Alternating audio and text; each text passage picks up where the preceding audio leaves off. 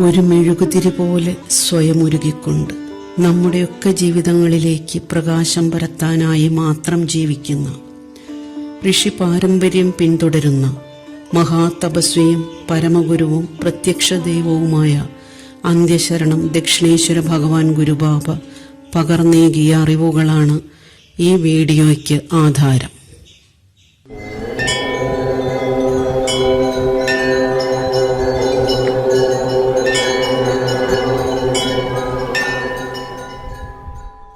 മന്ത്രങ്ങൾക്ക് വലിയ സ്വാധീനമാണ് ഭാരതീയരിലുള്ളത്. എന്തിനും ഏതിനും മന്ത്രജപത്തെ ആശ്രയിക്കാനുള്ള പ്രവണത പൊതുവെയുണ്ട്.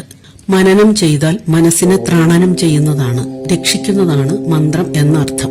മനസ്സ് എന്ന അത്യഗാധവും ചഞ്ചലവുമായ മഹാസാഗരത്തെ തരണം ചെയ്യാൻ ഉതകുന്നതാണ് മന്ത്രം എന്നും പറയാറുണ്ട്.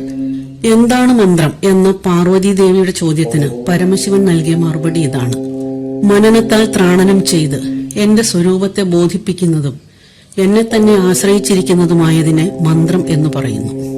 ഗുരു നൽകുന്ന രഹസ്യ ഉപദേശത്തിനും മന്ത്രം എന്ന് പറയാറുണ്ട്. അഭീഷ്ടസിദ്ധിക്ക് ഉതകുന്ന ധ്വനി വിശേഷത്തെയാണ് മന്ത്രമെന്ന് പറയുന്നതെന്നും അഭിപ്രായമുണ്ട്. മന്ത്രങ്ങളെക്കുറിച്ച് ആഴത്തിൽ പഠിച്ച ഇന്ത്യൻ തിയോസഫിക്കൽ സൊസൈറ്റി സ്ഥാപകയായ മാഡം ബ്ലവാറ്റ്സ്കി അഭിപ്രായപ്പെട്ടിട്ടുള്ളത്, ലക്ഷ്യബോധത്തോടെയും കൃത്യനിഷ്ഠയോടെയും ജപിക്കപ്പെടുന്ന മന്ത്രങ്ങൾക്ക് പല മടങ്ങ് ഊർജം ഉളവാക്കാൻ സാധിക്കുമെന്നാണ്. എല്ലാ ജപങ്ങളിലും വെച്ച് ജപയജ്ഞമാണ് ഞാൻ എന്ന് ഭഗവാൻ ശ്രീകൃഷ്ണൻ ഭഗവത്ഗീതയിൽ അരുളി ചെയ്തിട്ടുണ്ട്. അർത്ഥം മനസ്സിലാക്കാതെയും തെറ്റായും ഉച്ചരിക്കപ്പെട്ടാൽ ഫലം കുറയുകയോ വിപരീത ഫലം ഉളവാക്കുകയോ ചെയ്യാമെന്നതിനാൽ അതിയായ ശ്രദ്ധ മന്ത്രജപത്തിന് ആവശ്യമാണ്. അർത്ഥമറിഞ്ഞ് ഏകാഗ്രതയോടെയുള്ള മന്ത്രജപമാണ് ഫലസിദ്ധിക്ക് ഉതകുന്നത്. മൗനമായോ പതിഞ്ഞ സ്വരത്തിലോ ഉച്ചസ്വരത്തിലോ ജപിക്കേണ്ടതായ മന്ത്രങ്ങളുണ്ട്. കേവലം കാര്യസാധ്യത്തിനോ തൽക്കാലത്തെ ഭൗതിക വിജയത്തിനോ ഉള്ളതല്ല, മറിച്ച് ഈ വിശ്വത്തിന്റെയും തന്റെയും സത്ത ഒന്നാണെന്ന യഥാർത്ഥമായ അറിവിലേക്ക് ഉണരാനാണ് മന്ത്രം എന്നതാണ് ഏറെ ശരി. മന്ത്രം പ്രാർത്ഥനയല്ല. പ്രാർത്ഥന ആത്മനിവേദനമാണ്. പ്രാർത്ഥിക്കുന്നയാളിന് അപ്പപ്പോൾ ഇഷ്ടമുള്ള പദങ്ങൾ ഉപയോഗിച്ച് പ്രാർത്ഥിക്കാം.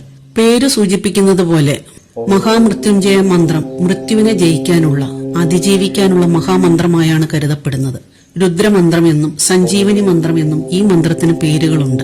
ഭൂരിപക്ഷം മനുഷ്യരും മരണഭയത്തിൽ നിന്ന് മുക്തരാകാൻ ആഗ്രഹിക്കുന്നവരും ദീർഘകാലം ജീവിക്കണമെന്ന് മോഹിക്കുന്നവരുമാണ്. പ്രായമേറിയാലും ഈ ലോകം വിട്ടുപോകാനുള്ള വൈമനസ്യം മനുഷ്യരിൽ തെല്ലും കുറവല്ല. മരണത്തിനു ശേഷം ശരീരം സൂക്ഷിച്ചു വെക്കാനും ശാസ്ത്രം പുരോഗമിച്ച് മൃതശരീരത്തിന് ജീവനേകാൻ കഴിയുന്ന പക്ഷം അങ്ങനെ ചെയ്യാനും മരണപത്രം എഴുതി വെക്കുന്നവരുടെ എണ്ണം കൂടി വരുന്നു. മൃതത്വത്തിൽ നിന്ന് അമൃതത്വത്തിലേക്ക്, അതായത് മരണത്തിന് അതീതമായ അവസ്ഥയിലേക്ക് നയിക്കണേ എന്നാണ് മൃത്യുഞ്ജയ മന്ത്രത്തിലെ പ്രാർത്ഥന. മരണമില്ലാത്ത അവസ്ഥ അസാധ്യമായതിനാൽ മരണഭയം അകറ്റാനും രോഗം മാറാനും ദീർഘായുസ്സിനും അജ്ഞാനം അകറ്റാനും ഉതകുന്നതാണ് മഹാമൃത്യുഞ്ജയ മന്ത്രം. ഇതല്ലാതെ മഹാമൃത്യുഞ്ജയ മന്ത്രം ജപിക്കേണ്ടത് ഭസ്മധാരണ വേളയിലാണ്. ഭസ്മം ധരിക്കുന്നതിന് മൃത്യുഞ്ജയ മന്ത്രം ഒരു വട്ടം ജപിച്ചാൽ മതിയാകും. ചിന്മുദ്രയോടെ ഇടത് ഉള്ളംകൈയിൽ ഭസ്മമെടുത്ത് വലത് കൈപ്പത്തി കൊണ്ട് ഭസ്മം പൊത്തിപ്പിടിച്ച് മൃത്യുഞ്ജയ മന്ത്രം ജപിക്കണം. മന്ത്രം ജപിച്ച ശേഷം മാത്രം ഭസ്മം നനച്ചു കുഴച്ചെടുക്കണം. ഇരു കൈകളിലെയും ചെറുവിരലും മോതിരവിരലും ചൂണ്ടുവിരലും മാത്രം ഉപയോഗിച്ച് ബോധിച്ചിടത്തെല്ലാം കുഴച്ചെടുത്ത ഭസ്മം ധരിക്കണം. ഭസ്മധാരണ മന്ത്രം പിശകിയാൽ ഫലം വിപരീതമാകുമെന്നതിനാൽ മന്ത്രം പിശകാതെ ജപിക്കാൻ കഴിയാത്ത പക്ഷം ശിവ ശിവ എന്ന് 2 വീതം ശിവനാമം ജപിച്ചുകൊണ്ട് ഭസ്മം ധരിക്കാം. ഭസ്മധാരണത്തിന് ചെറുവിരലും പെരുവിരലും ഒഴിവാക്കി മോതിരവിരലും നടുവിരലും ചൂണ്ടുവിരലും വിനിയോഗിക്കുന്നത് ദ്വാപരയുഗത്തിലെ ഭസ്മധാരണ സമ്പ്രദായമാണ്. മഹാമൃത്യുഞ്ജയ മന്ത്രം യജുർവേദം 3-ാം അധ്യായത്തിലെ 66-ാമത്തെ മന്ത്രമാണ്. പൂർവാർത്ഥമെന്നും ഉത്തരാർത്ഥമെന്നും 2 ഭാഗങ്ങൾ ചേർന്നതാണ് ഇതിന്റെ പൂർണ്ണരൂപം. അവ പരസ്പരം പൂരകങ്ങളുമാണ്.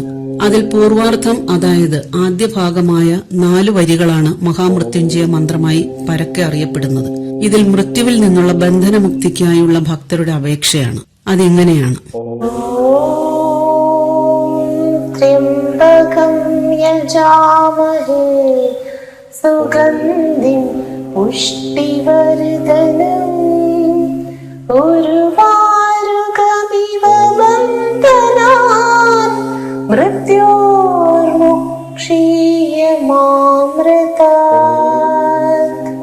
ത്രയംബകം വാത്സല്യപൂർണമായ ആ, ഓ, മ എന്നീ അക്ഷരങ്ങളെ നൽകുന്ന ബ്രഹ്മം.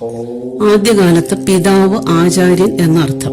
പിന്നീട് ത്രിനയനങ്ങളുള്ള പരമശിവൻ എന്ന സങ്കല്പമായി. ത്രയംബകം എന്ന് തെറ്റായി പലരും പറയുന്നുണ്ട്. ഈ മന്ത്രത്തിലെ ശരിയായ പദം ത്രയംബകം എന്നാണ്. യജാമഹ എന്നതിന് നമുക്ക് ഒന്നിച്ച് പ്രാർത്ഥിക്കാം, ഒന്നിച്ച് പൂജിക്കാം എന്നർത്ഥം. സുഗന്ധിമ, സുഗന്ധമുള്ള എന്നാണ്. പുഷ്ടിവർദ്ധനം, പുഷ്ടി വർദ്ധിപ്പിക്കുന്ന. ഉരുവാരുകം, ഉരുവാരുകപ്പഴത്തിന്റെ.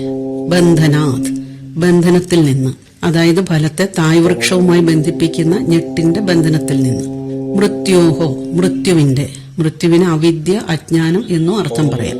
ബന്ധനാഥ്, ബന്ധനത്തിൽ നിന്ന്. മുക്ഷീയ, മുക്തമാക്കിയാലും.